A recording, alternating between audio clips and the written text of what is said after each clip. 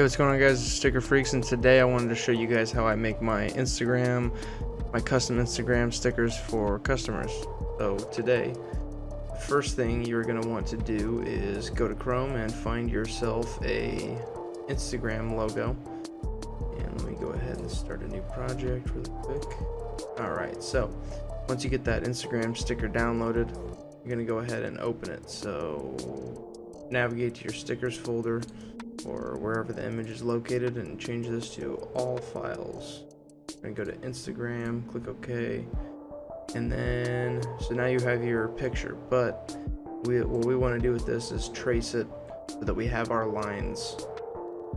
So we go to Object, Trace right here.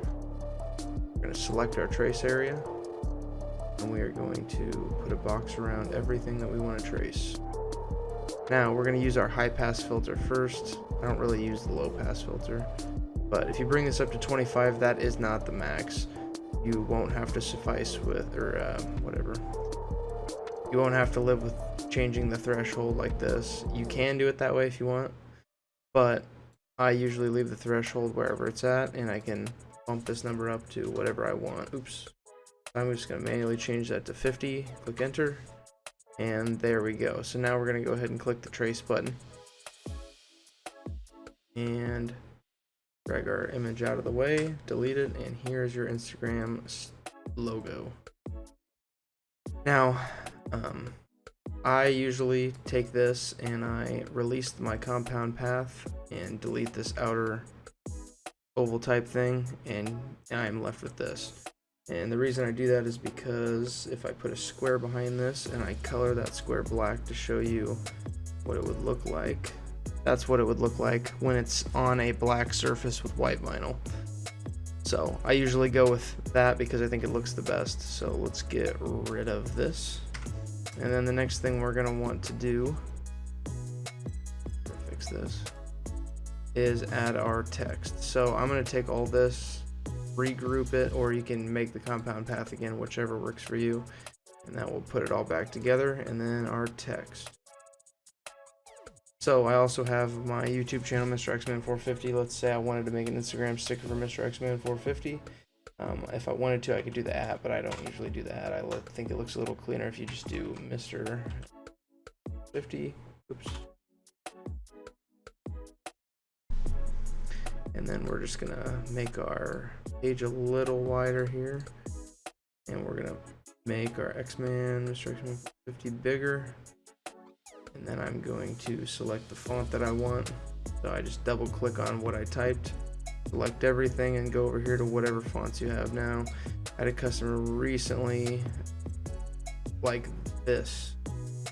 Now for your cutter and cutting this sticker out, it's going to be a pain for all these little dots. Now to have this as just a logo, you can make your logos in here and whatever else you want. But we use it for cutting the vinyl, and we don't want the cutter taking the time to cut all these little dots out. So what I do about that is I'm going to go ahead and make this just a little bit smaller so I have some room here. And I'm going to take this, select it. I'm going to change my line color to black because it's going to be retracing what I already have. But yeah, my line color is black. Okay, so now I'm gonna trace this now that I have what I want, but like I said, I don't want these dots, and I can't edit those dots out. So let's go back to trace. Click my trace area. Do the same thing we just did. Now, if you have a simpler font, you don't have to do this. This is not something you have to do. And I'm just gonna trace that, delete what I had, and now I have a picture that I can release the compound path on.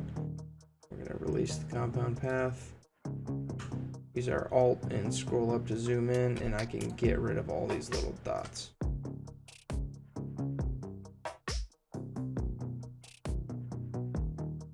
That's how I would do that, and then I would get my regular font without all the dots and stuff in it. But for this one, I'm going to delete this. And I'm going to show you what I would do with a normal font. We'll just go with this guy here, which is like the Modern Warfare type of font.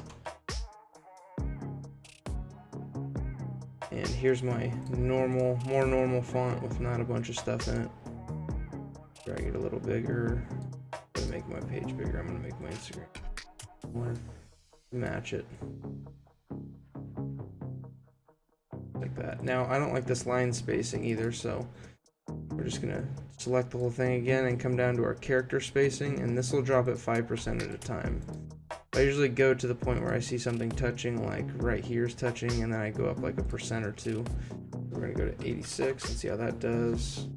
Now they're like almost perfect there, and I like that. So another thing, if you get nitpicky, is there's a big gap here between the M and the R, and then the X is touching the M here. If you don't like that, you can always type out each individual letter and space them how you want. Now that'll take a little bit more time, but that'll get you a more perfect result to make it look the way you want it. But this right here would be just fine. I'm actually gonna go 1 more % to 87. And I don't have anything touching.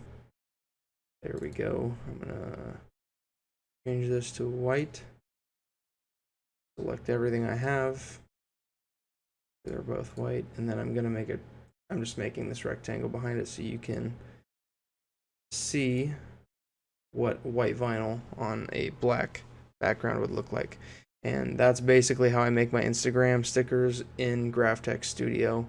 And then basically once I'm done with that, I'll just send it to my cutter and it'll cut these lines out just like that.